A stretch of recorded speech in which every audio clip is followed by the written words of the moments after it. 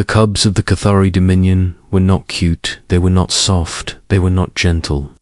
They were apex predators born into a civilization that had conquered 3 neighboring systems. Before humans had even mapped their own asteroid belt, their young did not giggle, they snarled today. 3 of them waited in the sunlit atrium of Ambassador Threxel's residence on Luna there. Tails lashed against polished stone, their small horns were barely nubs, but their claws were already sharp enough to score. The floor they were bored and they had decided they hated the human. The human walked in carrying a tray of nutrient packs and a tall metal water flask. She wore simple grey clothes and her dark hair was tied back, no armor, no visible weapons. Her name was Mara Alvarez. She set the tray down and looked at the 3 cubs staring at her from atop a carved basalt platform. "Good afternoon," she said calmly. The largest cub, Vrex, puffed up his throat sac and released a low, rolling growl that vibrated the air. His sister, Curry, followed with a sharper snarl. The smallest, Tath, tried to imitate them and mostly squeaked. Mara blinked once, then she nodded. "Right," she said, testing boundaries again. Vex leaped from the platform and landed with a heavy thud just a few steps away from her. His claws scraped forward, his tail rose high. He roared. It was not playful. It was the sound of a predator declaring dominance. The atrium glass hummed from the vibration. Mara did not step back. She inhaled slowly, then she roared back. It started deep in her chest and rolled upward, raw and powerful. It was not pretty, it was not polite. It was a human war shout, pulled from ancient battlefields and stadium crowds.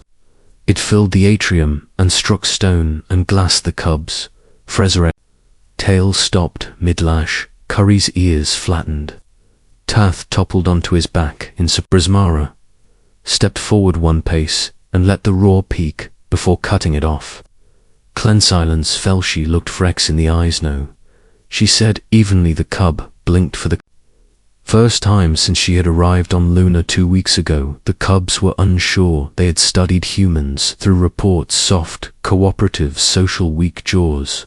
No natural weapons. They had not been told that humans could sound like that. Vrex tried another growl, but it came out soft. Mara crouched to his level. "You do not scare me," she said quietly, "and you do not scare each other. This is my space while your parents are at council. You behave." Curry tilted her head. Tath rolled upright. Mara picked up 1 nutrient pack and tore it open with her hands. She did not use a blade. The cubs noticed. She handed the first portion to Vrex without flinching at his claws. He hesitated, then took it. The room shifted across set. The system in a private observation chamber. Ambassador Threxel and his mate Selethy watched the live feed. Selethy's crest flickered pale blue with worry. She challenged him. Selethy whispered. Threxel's jaw tightened. She should not have on screen. The human now sat cross-legged on the stone floor while the cubs circled her. Curry sniffed her shoulder. Tath pawed at her boot. Mara reached out and tapped Curry's snout when the cub's claws extended to Fairy's E. She said, "Claws, inquiry," hissed Mara, met her eyes. Claws in slowly. Curry retracted. Dem Selethy's crest flushed violet. "Shay is not prey." Selethy murmured. "No," Frexel said slowly. "She is not back in the atrium." Tension eased into curiosity. Mara finished distributing food when Vrex tried to snatch Tath's portion. Mara moved faster than the cub expected. Her hand shot out and gripped Vrex at the scruff of his neck. "The cub froze." "Share," she said firmly. Her grip was precise, not painful, not hesitantum. And Trax lowered his head. She released him at once. For the next hour, the cubs tested her in smaller ways. A sudden snap of jaws near her arm, a tail sweep meant to knock her off balance, a sharp bark inches from her face. "Search time," Mara responded. Instantly a sharp clap stopped a snap. A balanced sidestep and steadying hand nullified. the tail, and when Curry attempted another full roar, Mara answered with one of her own that shook dust from the ceiling.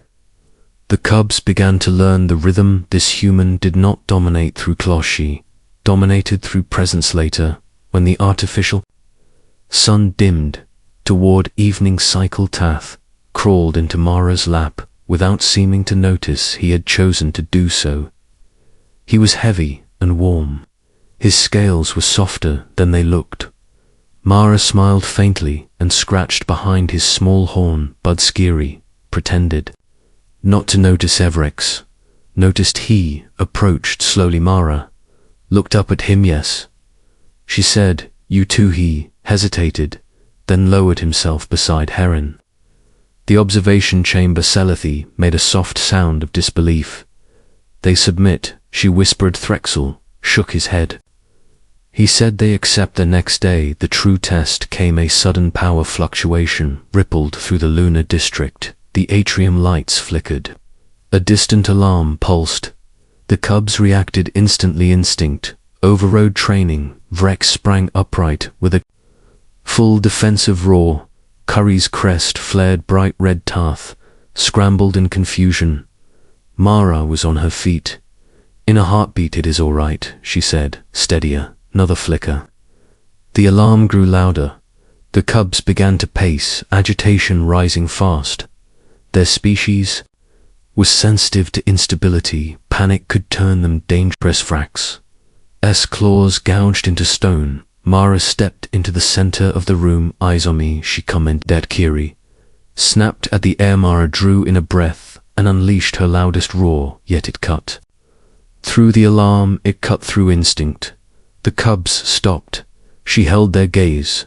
Stay, she said. Her calm was not fake. It was controlled. Humans had lived through storms, blackouts, wars. Panic was a luxury. The alarm faded as systems stabilized. Lights returned to full strength. The cubs remained still. Mara let out a slow breath. Good, she said.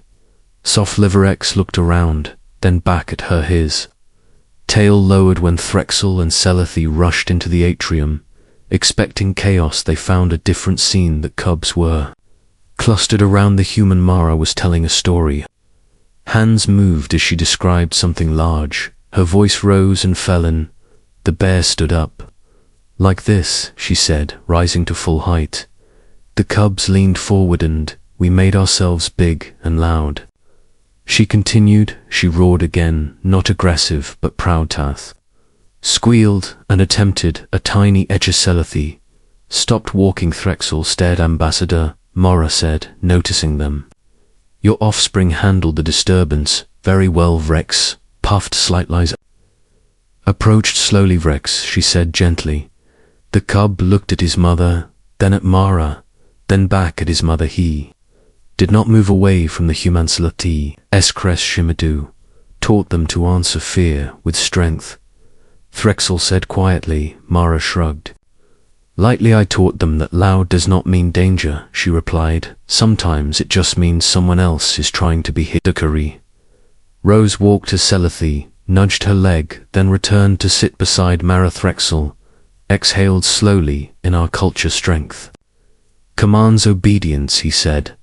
Mara smiled. In our strength earns trust. Frix shifted closer to her side. The ambassador looked at his cub, then at the human, who had faced 3 young predators with nothing but lungs and nerve. You roared at them, he said. They roared first. Mara answered. Selethi studied her offspring. Their posture was relaxed, alert, calm, not submissive. Sikuri are not afraid of them. Selethi, said Mara, met her gaze. No, she said, and they know it. There was a long pause. Then Threxel inclined his head. A gesture rarely given to a Nan-Katheri. Will continue their care, he said. Mara smiled as Tath attempted to climb her shoulder. Of course, she replied as the ambassador and his mate left the atrium. Selethi glanced back once. Marines side 3. Alien cubs practiced roaring, and each time a human roared back, not to dominate, not to threaten, but to show them that strength recognized strength. That sometimes the bravest thing in any galaxy was not having claws, it was standing your ground and answering the raw asterisk.